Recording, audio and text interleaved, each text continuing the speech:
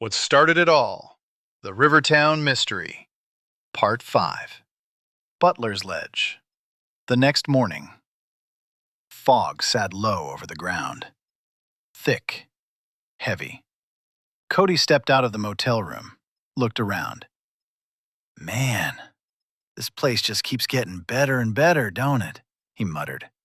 Sarah was already moving, going to the Bronco. Come on, Cody, let's go, she said. Cody rubbed his face and took a second to light a cigarette. Some breakfast, or at least a monster first, would have been nice. Sarah didn't slow down. They drove in silence. The road narrowing again, trees closing in tighter, until they came up on a sign that said Butler's Ledge on the side of the road in the middle of nowhere. Sarah pointed. Look, there. Cody slowed the Bronco. That's it. That's the trail. Barely visible. Just a break in the trees right beside the sign for Butler's Ledge. As soon as Cody stopped, Sarah was already out of the vehicle. She was reading the sign. It talked about how some guy named George Butler had gotten drunk, went into a drunken rage, as the sign said, and shot and killed 5 men looking at his wife. Then, when the sheriff caught up with him at this sinkhole, he killed the sheriff and jumped in the sinkhole before the deputies could get him. Cody sighed. Oh, help no. This is how horror movies start, and I'm going to be the first to die.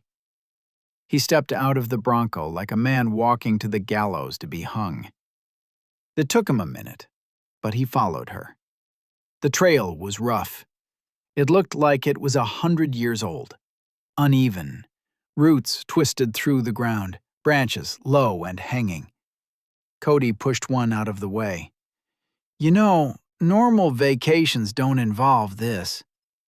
As he caught up with Sarah, Sarah kept just walking. Normal vacations suck, Cody smirked. Just kidding. They're actually great. I wish we were on one right now. The trees began to get thinner. The ground shifted. And then it opened up. Cody stopped cold. Nope, not today. In front of them, a massive sinkhole. It was wide.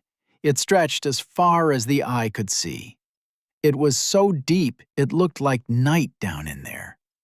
Endless, like it went all the way to hell itself. The edges had big pieces missing, big chunks missing, like they had broken off and tumbled down the walls to the bottom, if there was one.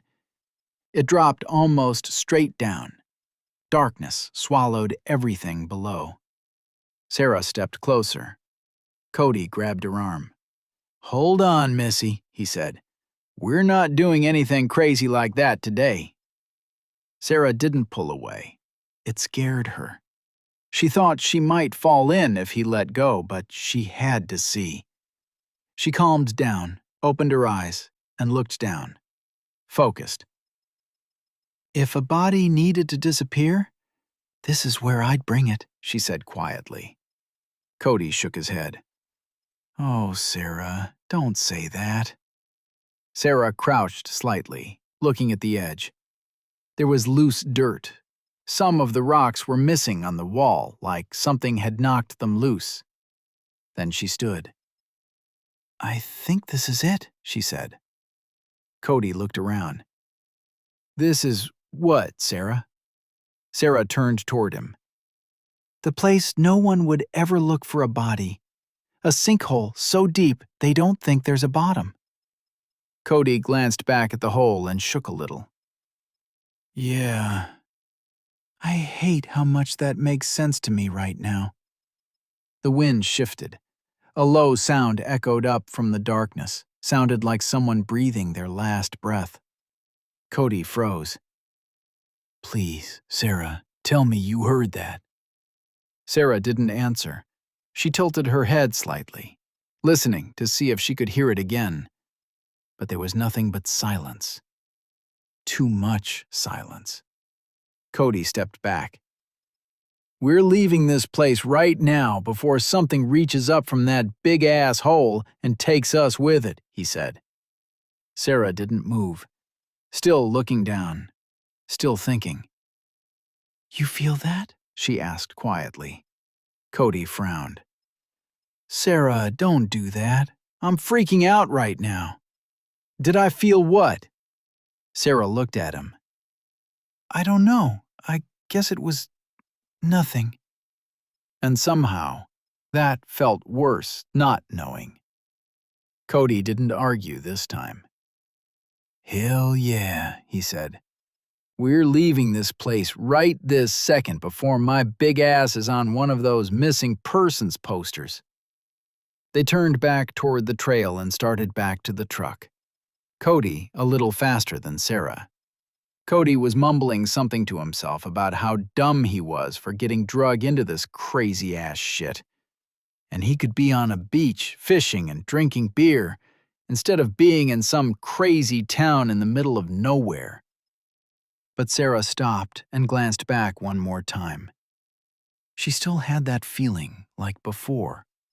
She peered into the darkness, trying to see what it was that gave her this feeling. Like it was down there, looking back at her. Because sometimes, the scariest thing isn't what you see. It's what you don't.